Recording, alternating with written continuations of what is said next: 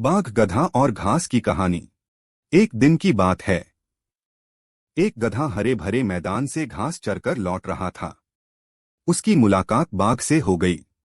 बाघ ने पूछा, क्यों गधे, हरी हरी घास चर कर आ रहे हो? गधा तुनक कर बोला, घास हरी नहीं नीली होती है, क्या कह रहे हो गधे? घास हरी होती है, बाघ बिगड़कर बोला। दोनों में बहस होने लगी। कोई अपनी बात से पीछे हटने को तैयार नहीं था। काफी देर बहस करने के बाद भी परिणाम न निकलता देखकर बाघ बोला, ऐसा करते हैं, जंगल के राजा शेर के पास चलते हैं। वही फैसला करेंगे कि हम दोनों में से कौन सही है और कौन गलत। गधा राजी हो गया। दोनों शेर के पास पहुंचे। शेर उस समय खा पीकर सोने की तैयारी में था। दोनों को अपने पास आया देखकर शेर ने पूछा, क्या बात है, इस समय कैसे आना हुआ, और वो भी एक साथ? बाघ के कुछ कहने के पहले गधा बोल पड़ा, वनराज, बाघ कहता है घास हरी होती है, मैं कहता हूं नीली। अब आप ही फैसला करें। शेर ने घूरकर बाघ को देखा। बाघ बोला, वनराज, सब जानते हैं कि घास हरी होती है।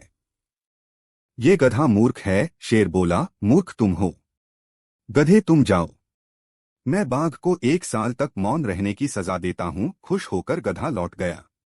दुखी बाघ बोला, वनराज, घास हरी ही होती है, फिर भी आपने मुझे सजा दी।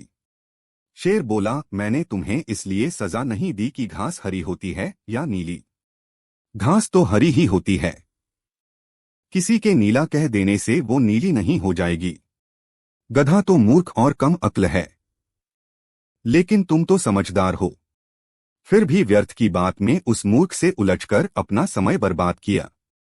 उसके बाद वो व्यर्थ की बहस मेरे पास लाकर मेरा समय बर्बाद किया। ये सजा इसलिए है। बाघ ने कान पकड़े कि अब वह मूर्खों के साथ व्यर्थ की बहस में कभी नहीं उलझेगा। तो हमें इस कहानी से यह सीख मिलती है कि मूर्खों के साथ व्यर्थ की बहस में उलझना मूर्खता है।